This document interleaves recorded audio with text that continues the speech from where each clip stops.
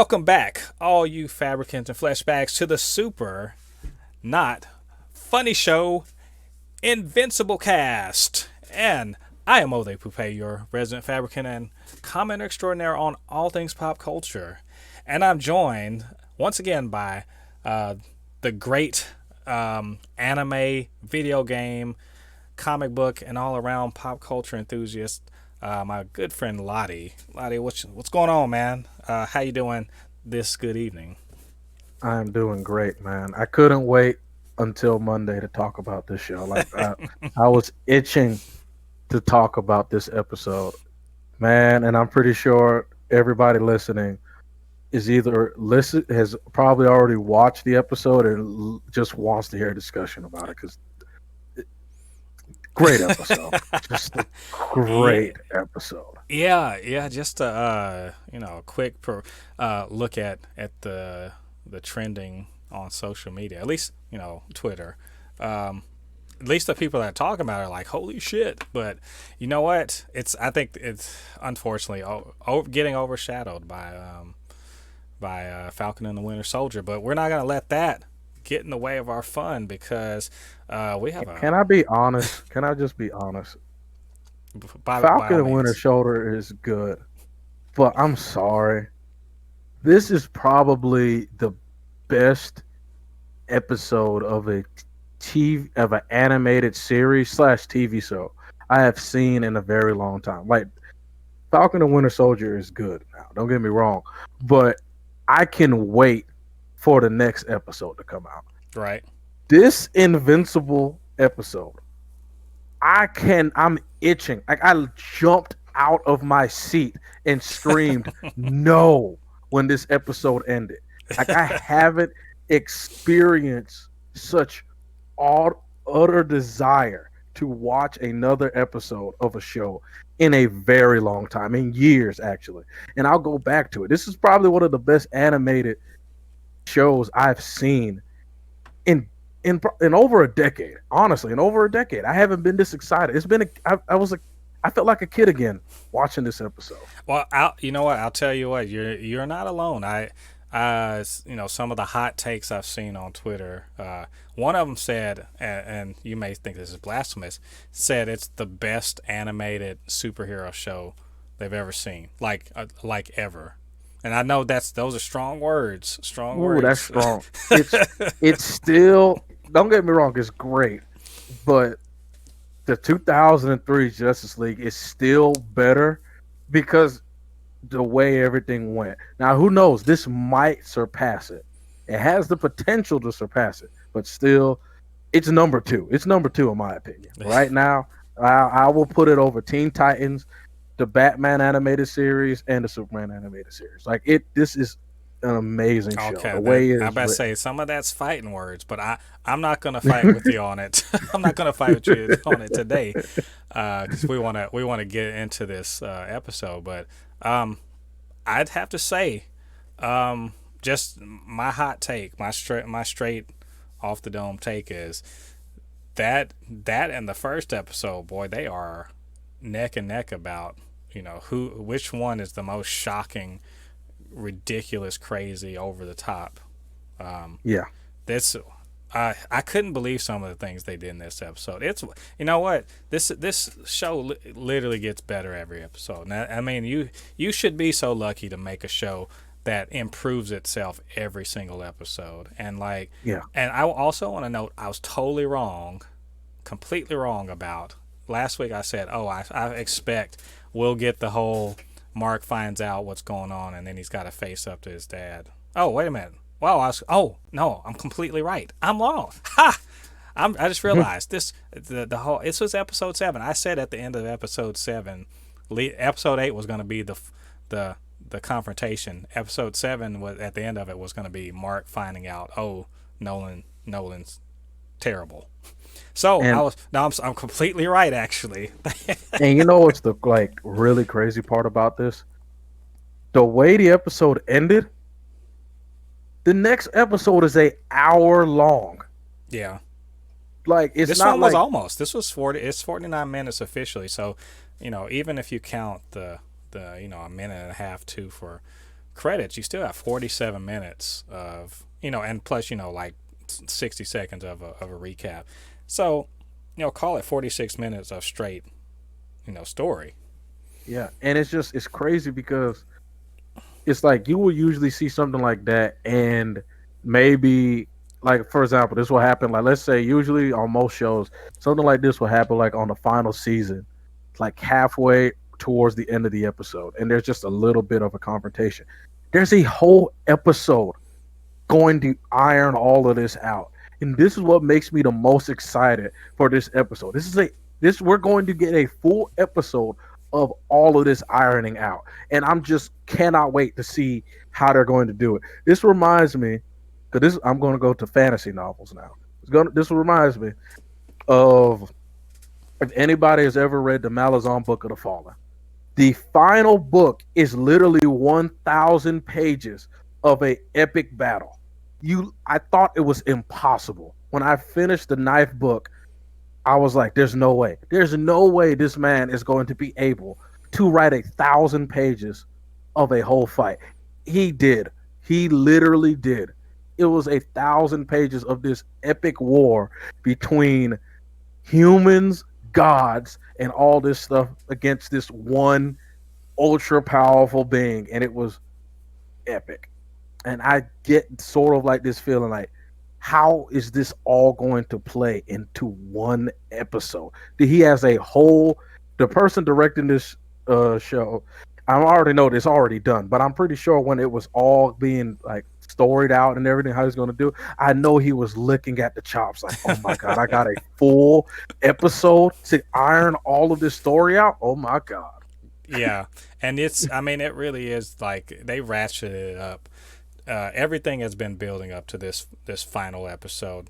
Everything is, everything's built to what we ultimately knew was what had to happen once we saw the end of that first episode.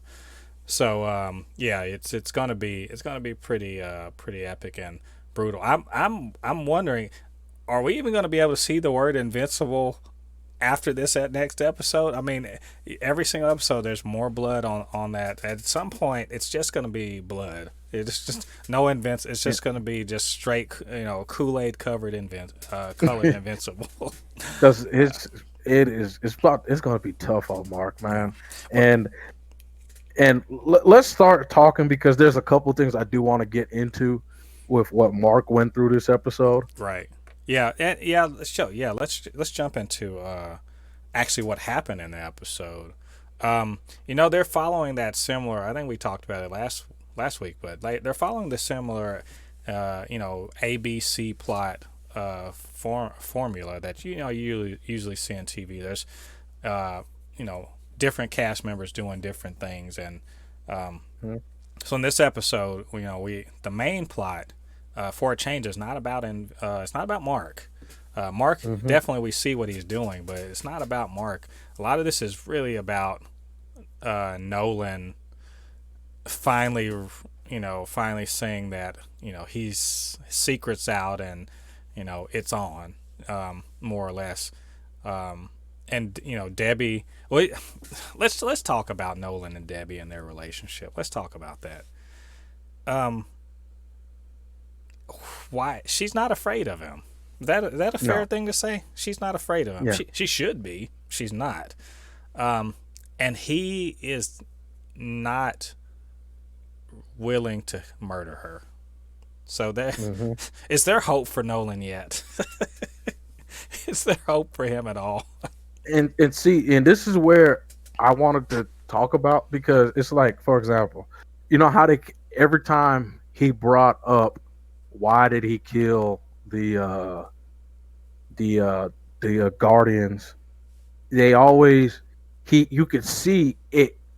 This either he's really good at acting, or this really did hurt him. Like he really did not want to, take them out. You know what I mean? Right. And I'm not saying he's like, oh well, he was forced to do it, but you could see there's something in him that's like, man, what I'm doing is wrong, but I have to do it. You know what I mean? Right. And it's like the same thing. Why, the easy answer is just kill your wife.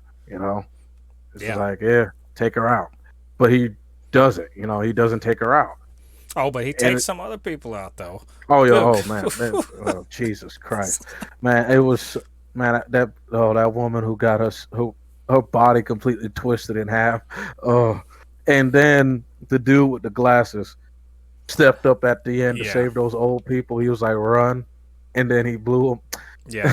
him. There was. I mean, that's the thing. A lot about Nolan's actions are fairly. They're pretty straightforward. I mean, at this point, we're just like, this dude's probably evil. We're like more than likely evil, though he keeps playing this really okay person to everyone else.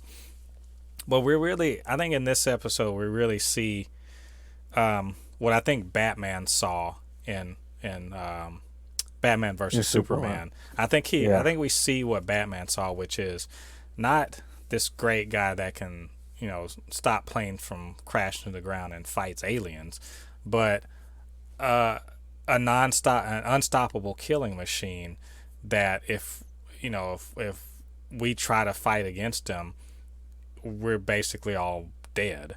And I mean, we saw that in that episode where he destroyed a whole civilization for yeah, daring to come fuck with the Earth.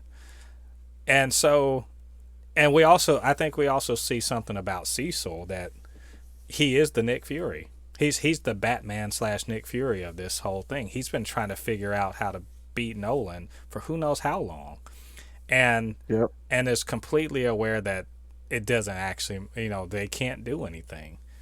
And how fucking scary must that be? I mean, how scary is it to know that there's nowhere on Earth you can hide from this guy, and the best you can do is hope to annoy him for a few minutes, unless of course you're pulling out a giant, Cthulhu monster to throw at him. They listen. The amount of shit they threw at this guy. They set a death beam that leveled, like, it basically turned a lush green farmland into a fucking desert. Right? That thing didn't just blast a hole into the earth and stop Nolan. It fucking leveled that whole entire area. Then they sent undead cyborg zombies. But those dudes got it in though. Yeah, I was like, yo, they got it in, and I'm almost certain one of those is what's the Matt's boyfriend. I'm almost certain one of them that got ripped apart was Matt's boyfriend. That poor well, guy. he said they were dead soldiers. Oh, do we believe that? I don't believe. See, You don't believe it? why would they make more of them? Why He did have the tech. So I sort of believe it in a because week? I don't think In a week. we did see DA Sinclair again. and plus DA and then don't forget DA Sinclair turned those dudes into cyborgs within hours. Dude, he was salty though. You see how Oh yeah, yeah. He did not like he that was shit. mad He salty. did not like that shit. They're like, get him out of here. He's like, you could tell he's kicking himself. You know what? That's a Lex Luthor right there. I'll call it Yeah. right now. I say D.A. Sinclair comes back and he's aiming at making his technology better so that they can beat Omni-Man. Yeah. I'm putting money on. I'll put $5 on that right now. We're gonna see him Yeah. again, and he's gonna have new and improved cyborgs. Here's just a tip. Maybe don't start with human beings. Start with something a little better than that. Like Yeah. get a piece of that damn Cthulhu monster. Or I mean, you can get up with the what's it called, twins, Well, and they can literally clone you. You know. we, And plus, they'll be undead. And plus, so don't forget, he can literally make live beings, and he won't have to worry about them ever having emotion because they won't have anything. yeah, he can they're literally just gonna just be program robots. Yeah, them. They're just literally be empty cyborgs, like literally just they have human skin and all the human things, but they have no brain activity unless what you programmed into it. right. What about the Immortal coming back like Man, a listen, boss? they just so much. That's why I said so much was thrown at him, and this is why I was telling my friend earlier that this completely ended his charade because he can easily change it up that Cecil killed the what's it called the Guardians. Look what he did. He sent this Cthulhu monster I just saved the world against. Why is this monster still here? Because that's true. How is he going to explain that away to the masses? Why is that monster still here when Omni-Man just killed it? So he can easily say, oh, he sicked that monster on them. And that's true. He could have easily gotten away with all of this with his charade and kept it alive. But when Immortal showed up, it was a wrap.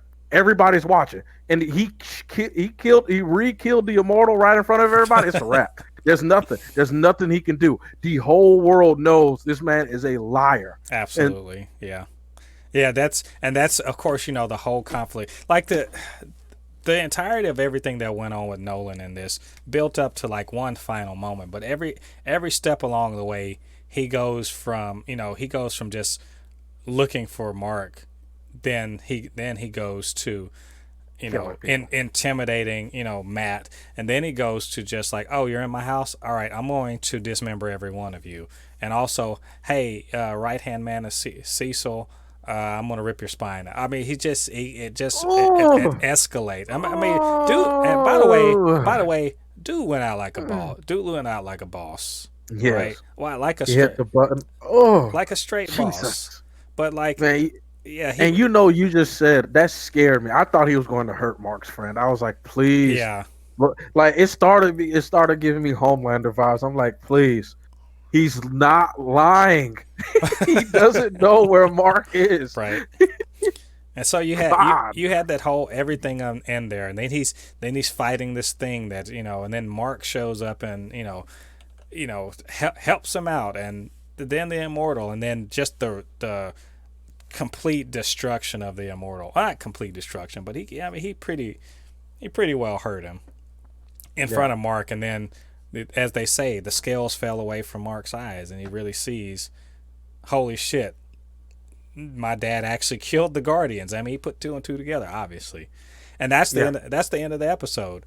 But that's not all that happened in the episode. So we got all of that, and then we had the B and the C plots. The B plot, Mark's and this, to be honest, like I said, Mark he's on a really low importance in this episode. It's really about maneuvering him into where he needs to be to see his dad reveal who he truly is. But he's having an existential crisis because he sucks at keeping a secret identity. He's terrible at it, apparently.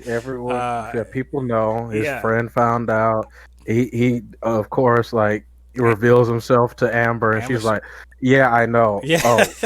and it's true, because it's like, this is where I go back, like what I talked about in the last podcast. Mark is at a crossroad.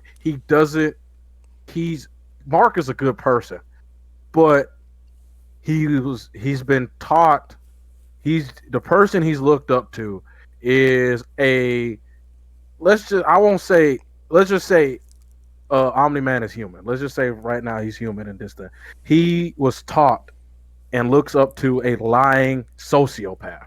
And the way Mark was taught that, wherever decision you make as a Viltrumite is above anything that a human can make. Yeah. And you can see that throughout some episodes, he would say stuff to his mom, and his mom's like, who are you? I'm your mother. It's like, real talk. Who are you talking to, man? Yeah. You lucky your mom is just Japanese and not Nigerian. My mom would slap the piss out of me if I would have said something like that.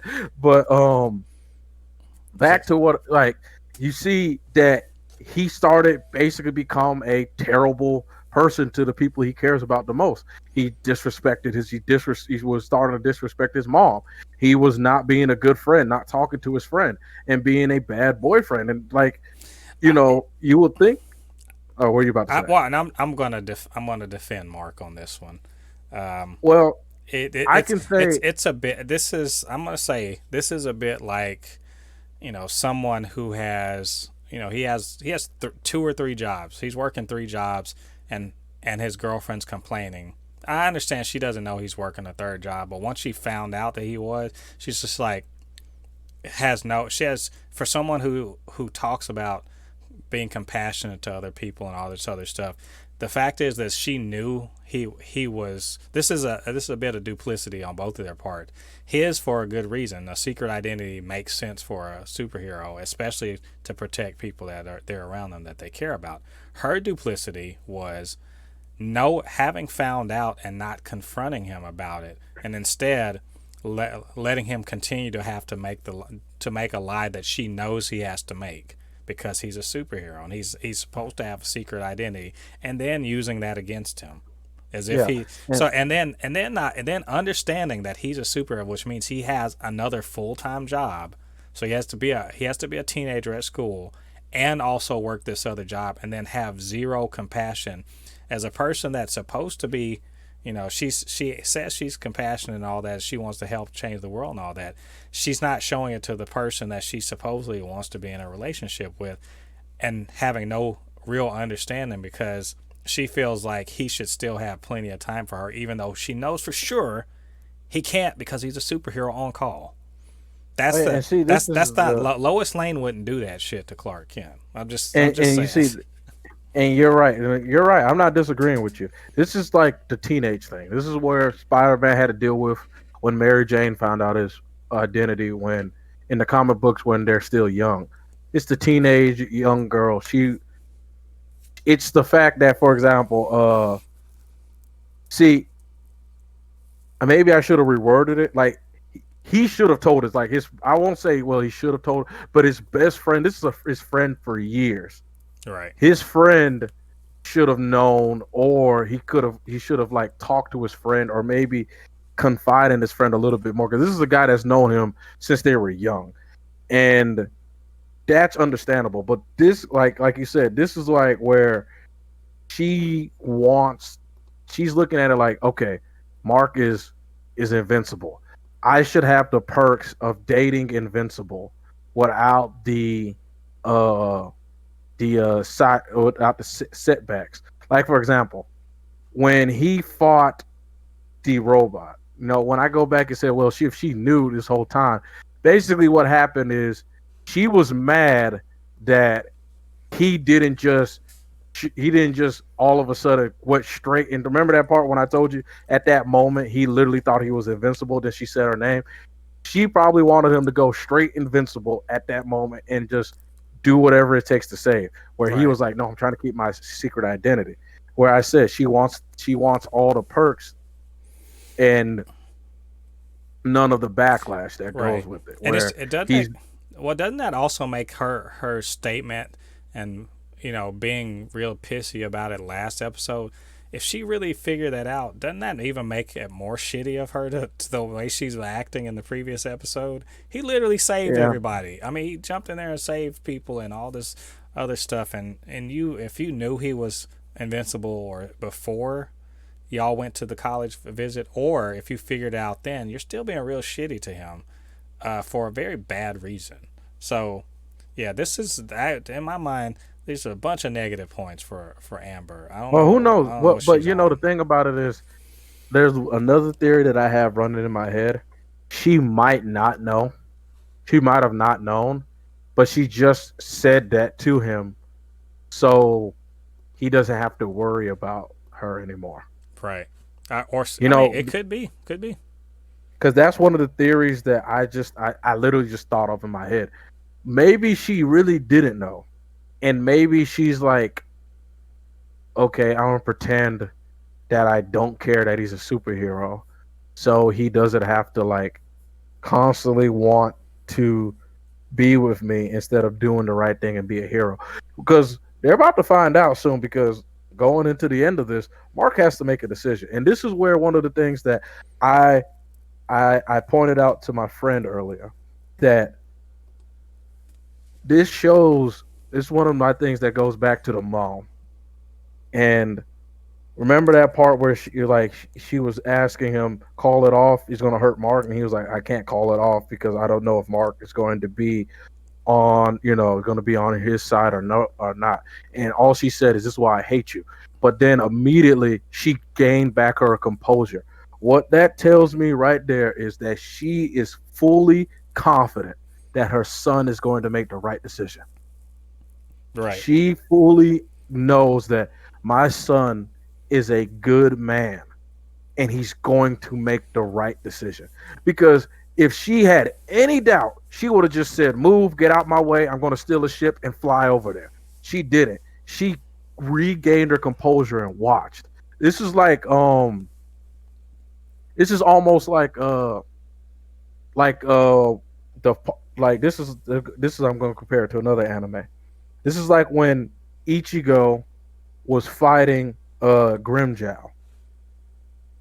Immediately, um, there was two people that were watching. It was Odahime, who was Ichigo's final, his love interest, and they end up together at the end. And there's Hmm. this another girl named Nail who likes Ichigo, and it's sort of like a love triangle thing going. Nail is immediately worried about Ichigo that, oh my god, he's going to lose. Grimjow's this powerful person because Nail used to be part of that organization, so she knows how strong Grimjow is. Or Hime is like, there's nothing to worry about. Ichigo's going to win, you know. Right. Hmm. And this is where the same thing. She's like, I know my son will make the right decision because he's going to have to make a decision because his father's about to drop a bomb on him, and the whole world is watching. I By the mean, way, he which he is basically making dropped this. he basically dropped the bomb by Yeah, he already dropped the bomb well, already by he killing him all right yeah, in front of him. he dropped two pieces of the bomb. In fact, and he and he's gonna and this is what's making this episode so epic. The whole world is watching. right. So they're going to see this is gonna be a tough decision. And I wonder because this is another thing that I've taken notice. Eve is not with the Guardians yet.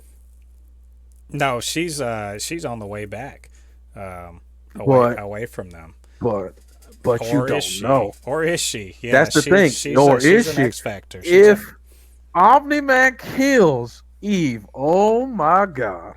Well, we'll see about that. Um, yeah, it's I mean, Mark, like I said, Mark's his bit in this was really him questioning whether or not he should be involved. And holy, oh, looks like you're fucking involved No. now. You're Yeah, involved. Uh, yeah, I'm sorry. Like, it's just ironic that he's like, should I be a superhero? Why is dad's on a killing spree to yeah, go fight? yeah, absolutely. And there's so they've got their little reckoning for next episode. Meantime, we had the C plot in this whole show, which was more interesting than Mark's bit Yeah. until it joined with his dad's, which was we finally got to see what the hell was Robot all about. What the hell? What's he been? He did some shady shit. He freed Yeah, he did freed the some. Mauler twins. Had them do some cloning shit for him and everything like that. And we finally got to see why he was doing that. And it pretty much was because what? How would I say? He's like MODOK. I mean, Yeah. let's call it. He's a far more grotesque version of MODOK. Yeah. Who MODOK, if you're not into Marvel Comics, first of all, if you're not into Marvel Comics, you can go check out what's coming up soon. I don't think it's out this month, but it may be next month. The MODOK show that's going to come on Hulu, and you'll see what I'm talking about. But MODOK is a guy with a really big head, and he has to have it's so big because he's super smart, and he has to have this little flying contraption that's a suit slash rocket chair or something like that. But he's super intelligent and basically wants to destroy the Avengers or whoever, take over the world, that sort of thing. Hmm. Robot's like a good version of this guy. He's totally deformed, can't move around, but is a super genius and has devised this drone, basically a drone that everyone knows is Robot. And his whole point was, apparently he fell in love or fell in love, whatever, with Monster Girl. Which is And kind of because now when you honestly think about it, it's kind of weird because it's like you fell in love with somebody because I thought they had a history. Now I'm like, not really. It's just they share something similar. I kind of never mind. Never mind. well, I'm not gonna what? go into No, I that. can. No, I'll go there. No, okay, I get it. They have a similar. He even said it straight up. We had similarity. We were trapped in bodies that were that were betraying us, and I But think she's a freaking teenage well, girl. no, but I think you're looking at it. You're looking at the superficial, which is Yeah. if you're gonna look at it superficially, you're gonna fall down. She's 24, and Yeah. he's Yeah. 30. She's 24. He's 30. He Yeah. purposely made sure that his body was close enough to her age so that it wouldn't be weird. They are But both. the thing that it's like, okay, this is where the thing that I was like, that is true. Why, when he took his DNA, why didn't he try to make it, like, get them to make it where it's like it's a mix of what he would look if he wasn't deformed and him, but he literally Well, just made him a how? carbon copy. The question is how would you do that? What kind of science lets you fix all of the DNA defects that led him to have that, utterly deformed body, but still had a good brain on it? So I could see what, and his whole point, he was basically trying to load the dice there because she seemed to like Rex. But I think my thing is that robot, dude, what the fuck is his name? I don't even remember his name. But I'm like, you were paying attention to the wrong shit. You think she was attracted to Rexplode? No, they were more like, it was more like they were drinking buddies. Yeah. He thought that she would be attracted to him because she sort of liked Rex. Rex is just, he's the sort of dude, he's kind of an abrasive dick, but he also seems like really fun to hang out with. Yeah, And he's a dude that if you're like, man, I want to go to a club, yeah. he's the first person you will call. But then after you leave the club, you're like, if he wants to come over to your house, you're like, bro, I'm tired. Yeah. That's immediately you say he's only somebody you hang out with if alcohol is involved. Right. If alcohol's not involved, nah, bro, I'm good. Yeah, I mean, so he completely read the room incorrectly on that one. Yeah. And the rest, so there's a lot of weirdness to it that I get what he was going for, and yet I was like, how can you be so smart and be so god dang stupid? Like Yeah. you do a lot, you're doing all the dumb things here, like. And I get, at least he was honest about it. He figured, like, I was really I I was what? really surprised he told the whole damn truth. Yeah, well, here's the thing. There's a parallel a bit to what Mark was doing. Mark was honest, and he was like, "This, my honesty surely is going to give me all the brownie points." And like, he felt robots feeling the same way. Like, all the brownie points I get for being totally honest about this. Look at all this shit I did for you, which is nice, except also weird. So it's like, and in the middle of, they can't deal with this right now, but it's also very weird. All that being said, good on him for getting his new body, and also for totally screwing the Mauler twins. Who I love the Mauler twins, by the way. Those dudes are awesome. I hope we see them much more. And you know what I liked? It showed more into them that God, like he said, when he was like, I have this, he said, I thought when I took over this body, I thought I would know, but I have this like desire to continue. And he said, that's what the whole point about it is. He said, can you imagine you cloning somebody and they know they are the clone? That's Right. that's hell to live with. And when he killed the his other self, he was like, it showed that it's like, yeah, it's something that we have to deal with every time. That it's like, dang, like it showed. Remember how it showed earlier where he sacrificed his clone so he can escape? Right. Yeah, at that time he might have laughed about it, but you don't know. That might have hurt him deep inside, and it makes you wonder how many times has he done that, where he had to kill either the original or the clone of themselves, Mm-hmm. to keep moving on. And it's like, dang, Yeah, that's. I think. Well, I can agree that the Mauler twins are awesome. I think we're going to see more of them. It was really fun seeing them go against Robot. You know what? I straight up, like, one of the most hell yeah moments I had in there. I was like, I was like, did Robot just Optimus Prime this shit? Like he fucking transformed. He literally was that was Optimus literally Prime. Optimus Prime. I was like, holy shit. So That was you're right. I'm really thinking about it. It was a big rig and it transferred Optimus Prime. yeah, I was like, okay, well that's awesome. And then I was like, Robot, why are you so dumb? You're in fleshy, meat bag world right now. What are you doing? Like, get the hell out of there. You can control. Yeah, right. Why are you standing just behind like a metal thing? You don't think these Yeah, it was. I was like, come on, Robot, be better than that. Yeah. But it was, it was really nice to see them kind of like bring that little plot thread to a reasonable conclusion. Well, we know what's going on with him and everything like that. They're starting a new little plot thread, with now that he's revealed as who he is. How's that going to work with Monster Girl? Can he fix Monster Girl? Will the rest of the Guardians look to him for actual leadership now that he looks like a little boy?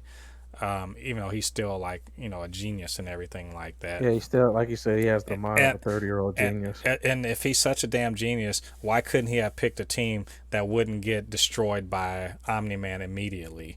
I'm just asking questions. Why couldn't he do that? Well, let's just be honest though. I mean, when it comes to human superheroes, that might be what's the best on the planet. That's because hard. Oh, that honestly, because honestly, when you think about it, Immortal is literally sort of like a god because he's lived this ancient time. I'm so glad you brought Immortal up. I'm sorry, I got to interrupt your train of thought. He's motherfucking Abe Lincoln. Did you see that little bit? Yes, he was Abe Lincoln. He was Abe. I could not. I saw that. I was like, "Are you fucking kidding me?" Yeah, he's Abe Lincoln.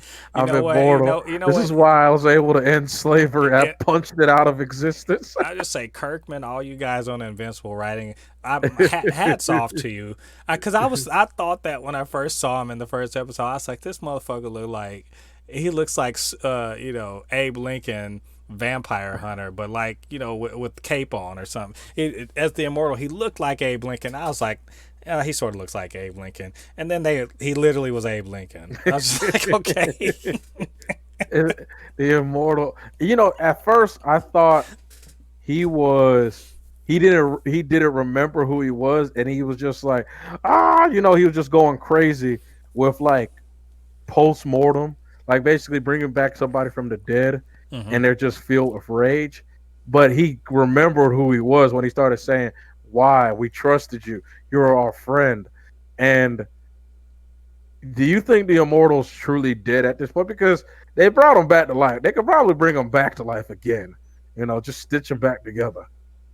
Yeah. Well, actually, they don't even need to stitch him back together. He'll heal himself. Yeah, just kind of like he's kind of like the T-1000. I mean, I'm sure his blood will pull him right back together or something like that. I'm certain we'll see him again. But that all of that was really cool. I like Rex being like, this is the worst day ever, and I'm like, yeah, it really is for you, because your dumb ass got to go out there with your stupid little Jubilee powers. Basically, he's about as useful as Jubilee ever was in the X-Men. I would say fight me on that. I like her. She's still one of the most useless X-Men ever. She can't. Yeah, he can't do nothing. Because the Guardians better just sit their ass there, because they ain't gonna do shit. She's gonna be like, all right, guys, you're our final hope. I'm like, well, we fucked then, because I ain't got no powers. I can do nothing right now. I mean, everything shot at him will obliterate the fucking, like, why would they be? No, Cecil just tell them the truth. You guys ain't doing shit, so I'm leaving you here to stay alive. Like, everything that he threw at Omni-Man will wipe out those Guardians. Yeah. Every single one of those things. That laser would, probably one of those cyborgs, and then especially that Cthulhu monster. I mean, that Cthulhu monster almost fucked Omni-Man. Yeah. Until Mark saved him. And then it almost fucked Mark. Yeah, I'd be like, it's like, guys, we need you. I'm like, well, I'm bowing down to our new Viltrumite Overlord because I ain't got nothing in my quiver right now. Sorry. Like, you know what? I resigned right now. I'm gonna go Yeah. live out of my last few hours, uh, getting high somewhere. I don't know. This is certainly not gonna be getting my head punched off. But like, they're not gonna. They're really gonna go out there and attack him like dumbass, Batman did, and get pulped. I'm good on that.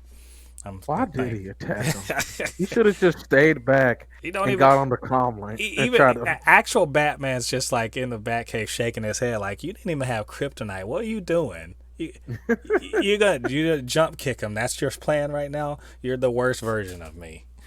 Yeah. The only people that could actually hurt him were like out of those the seven was Red Rush, um Immortal, and whatever that woman's name was. War or something. War Lady or whatever. War woman. I'll tell you what though. No, enraged Immortal though. He put in work. Let's not. Yeah, Enraged Immortal. Yeah, I agree. That's what I'm saying. But putting in work on Omni Man. That's hard. That's hard work, but it did not help. He didn't come out good out of that. But like I said, I imagine we shall see him again. So we took our sweet time working our way through that episode, but so now we're having done that. You know what time it is? It is time. Let's do some speculation. I think we've been doing a little bit of it here and there, but let me hear you. What's your prediction for this final episode? So, how I view this final episode ending. So, I think first of all, I think Mark and Omni Man are gonna fight, and it's not going to be like I know Omni Man's not gonna kill his own son. But I know that Mark has to make a decision because I know Mark is not going to betray the Earth. He's not going to turn his back on the Earth, especially his mother. And I have a feeling another character is going to die. I don't want it to be Eve. But somebody's going to die. Just no name. You're not throwing any names in that hat. No, we're not going to jinx it. No, I don't want to jinx it, but my mind keeps going to Eve.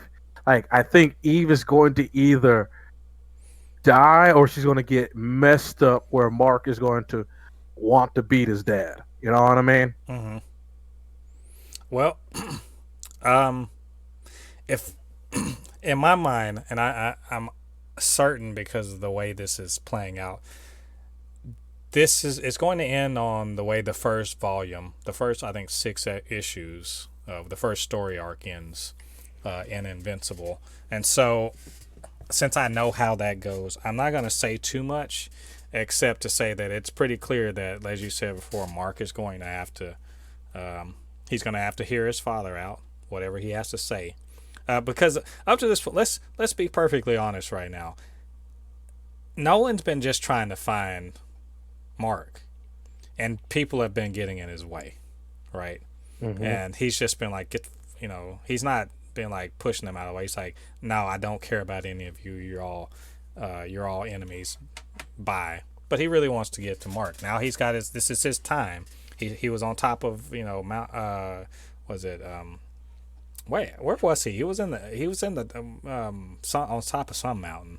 Was it Mount Everest? Yeah, it might have been Everest. But he's sitting there talking it out, trying to rehearse what he's going to say. Now he's going to say it, and the question is how is Mark going to react to that? And I think it's a given. They're probably going to fight. That's can we see it going any other way? And if they're going to fight, how does that play out for Mark? I'm telling you, he's not 100%. I don't believe he is.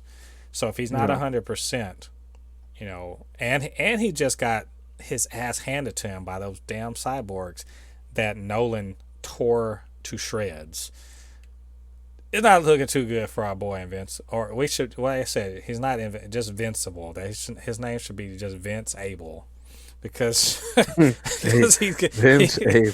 because he is going to be he's going to be going toe to toe with the baddest motherfucker on the planet. And heaven help him. And heaven help the rest of the earth, because if Mark ain't there, what do we do? What do they do? And that's the only way it could stop, because Yeah. does Nolan have it in him to kill his own son? That's I don't think that's the question. Does he have? I don't think he has the balls though. Yeah. I mean, does he have it in him to murder his son, and then go on to murder everyone else that's in his way on the planet? What does Nolan want? That's another question. No one's asking this. What does he actually want? Yeah. He's spent 20 years on this planet. Why is he now killing, pretty indiscriminately? That's no. What is his end game? No one's really asked this. Because the lazy, I find it lazy when people say, "Well, he just wants to conquer the earth." Well, I'm like, well, it's like let's go back to Dragon Ball.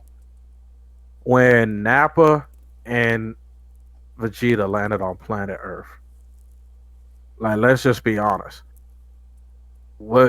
Who's gonna, if Goku wasn't there? I mean, they didn't have to kill anybody. They just do whatever they wanted and left. It's like the same thing. I mean, Omni-Man, if he really wanted to conquer Earth, he can easily just call another Viltrumite over and just be like, "Hey, Right. let's do it." What is going to stop him? Why did he personally kill the what's it called? The what is those people called? The Guardians. And why did he kill those people in his house? He didn't have to. He can just fly out of there. Just be like, "Hey, Right. you're shooting bullets. Just walk out. Go ahead, let them shoot me." Right. Yeah. So we're just gonna find, like I said, we're gonna find out his end game. What does he really what does he want? Can he let's just assume, probably, with any reasonable amount of guessing, he can beat the shit out of Mark. Can he kill him? What does Debbie have to do with all of this? What do the Guardians have to do with all of this?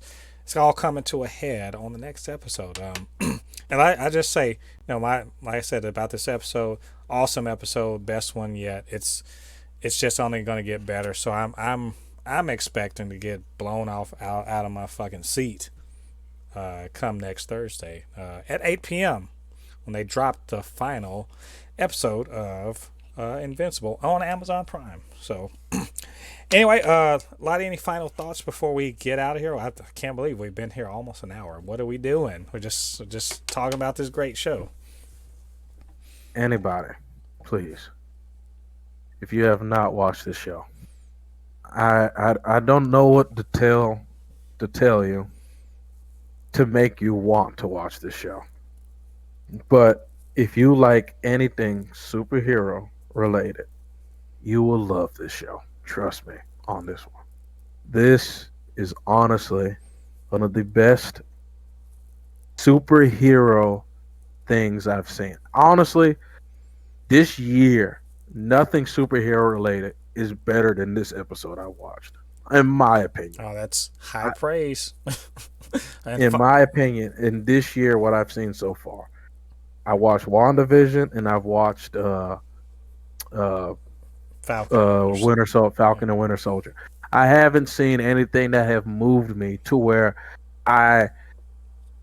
if I was eating a wing, the wing, I would even realize the wing would have just flew out of my hand and hit the wall. Because when that episode ended, I literally screamed to the top of my voice, "No," and jumped out of my seat. Well, I didn't realize it was over. There you have it. Strong endorsement from Lottie. Well, all right. That's our thoughts on Invincible for this week on the Invincible-Cast. What do you guys think about the episode? And what do you think about what we said in this episode? Why don't you get down there in the comments? Let us know what you're thinking about.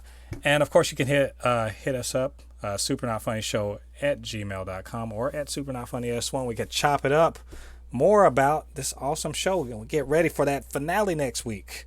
Can't wait. That whole next week's going to drag by so slow. And also, hey, Falcon and Winter Soldier's finale is tomorrow, so you gotta, once you're done with that, binge this, and let's chop it up next week. It's gonna be on. It's on like Donkey Kong next week. And hey, are you subscribed to Super Not Funny Show? What, you're not? Well, what are you doing? Get down there and hit that subscribe button. While you're at it, hit that notification bell, so to let you know when we drop new content. And we do that every week. New reviews, new reactions, anything else that floats our pop culture boat, like this Invincible-Cast. All right, Lottie, thanks for joining me this week, and we'll get to it next week, sir. And I'll also thank all you guys for joining us on the Super Not Funny Show Invincible-Cast. And join us next week when we do this all again. In the meantime, I've been Mo Thépuppét, joined by Lottie, and we'll catch you guys on the other side of the thread.